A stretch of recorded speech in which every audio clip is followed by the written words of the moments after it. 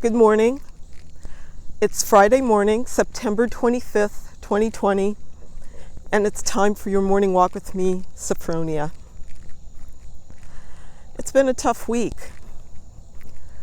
We lost Ruth Bader Ginsburg, and then the disturbing decision this week involving the Breonna Taylor case. But I want to talk to you about a loss that you wouldn't necessarily have heard about in your local news.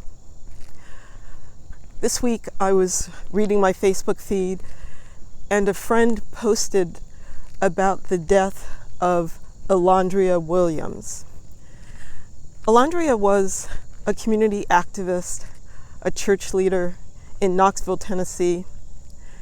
And when I looked at my friend's post, I was just struck by the vibrancy of Alondria's photo. She was only 41 years old. And because my friend had tagged her in the post, I looked up Alondria's Facebook page because I was curious what had happened to her. I found a video, a Facebook Live video that Alondria had done just last week from her hospital bed. And I'm going to share the link to that video here in this post because I was struck by what she said about self-care and about the way we care for each other. Now, I'm not quite sure, she doesn't provide details, but it sounded like she had spent a lot of time with her activism and in fighting for others, and at some point didn't take time to take care of and to fight for herself. And she was lamenting that.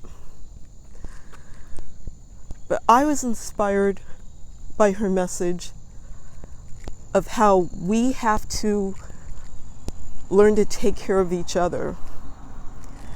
And she even said that we have to care for each other in a different way. We have to think about how the things that we're fighting for and about will not be solved necessarily within this next month, right? And this next month is going to be tough.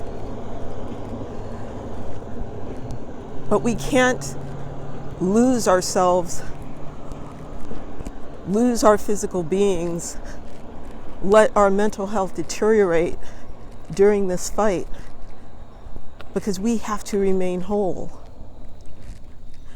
Now, I'm thinking about, what could this look like, about what Alondria was saying about how we can take care of each other in a different way. And I'm wondering if that means we just have to be more strenuous about how we support each other in making sure that we stay healthy. And I'm not, yes, I'm talking about wearing masks and things like that, but I mean, really checking in with your friends and family and saying, how are you doing? Are you eating well? Are you getting out to take a walk? Are you taking care of yourself? And not in a shaming sort of way, but just because we know it's important and it's urgent. My friend Ralph Busui Watkins has been doing videos about the home gym that he's put in his garage because he realizes that he needed to bring back a focus to his health.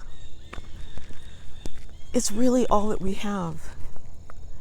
And this life and everything that we're fighting for, that we love about it, this is a marathon. It is not a sprint.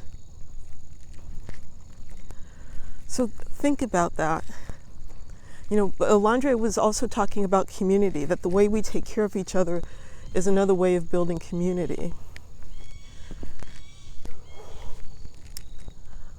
I hope that we can find a way to be together, that coming out of this quarantine, that we will learn that we can embrace each other in ways that will bring us to different levels of well-being, that we deserve to be, as Alondria says, restored and well. I'm going to keep walking, and I'm going to keep thinking about this. I welcome your thoughts about how we can do better about taking care of each other. I'll talk to you next week. Take care. Rest in peace, Alondria Williams.